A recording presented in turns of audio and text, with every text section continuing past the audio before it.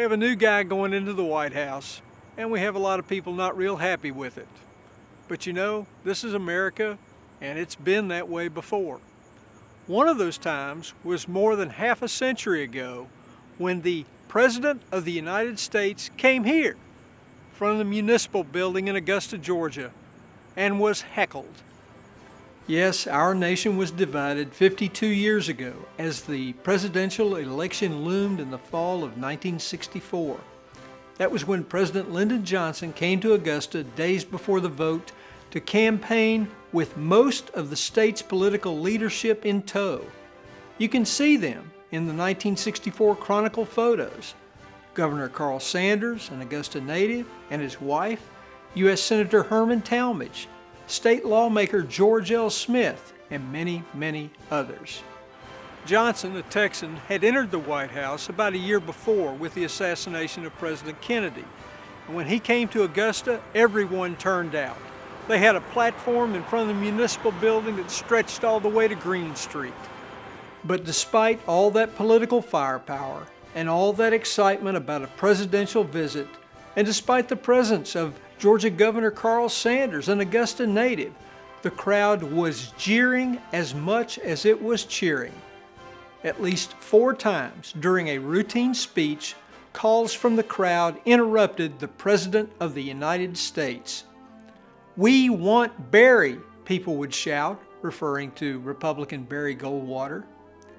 Each time, the Augusta Chronicle reported, Johnson would stop, wait until the catcalling stopped, then continue speaking. Nowhere in the history of Augusta presidential visits was there ever a record of one being jeered. The Chronicle estimated the crowd at between 25,000 and 80,000. Richmond County's population at the time was 162,000. And the crowd's behavior, or the behavior of some, seems to have embarrassed most Augustans. No one likes to see anyone be disrespectful to the President of the United States, Governor Sanders said the next day, while predicting that Johnson would win Georgia handily. The Chronicle expressed the feelings of many in an editorial apologizing for the city and decrying the lack of decorum. While those are nice words, the truth was, when the voting was counted, Lyndon Johnson did not carry Richmond County. On Election Day, neither Richmond County nor Georgia voted in the Lyndon Johnson national majority. Republican Barry Goldwater took Richmond County and Georgia too, winning 54% of the vote. Most historians agree that Johnson didn't carry the Peach State because he had become unpopular among whites in the Deep South for his civil rights initiatives. Johnson's lack of political support was probably no mystery, but something else was: a bandage that appeared on his hand. It can be seen clearly in many photos as he waves to the crowd, yet no news accounts of the time explain it, nor do his presidential diaries reveal it. In fact, the diary entry for that day is not on file at the LBJ Presidential Library.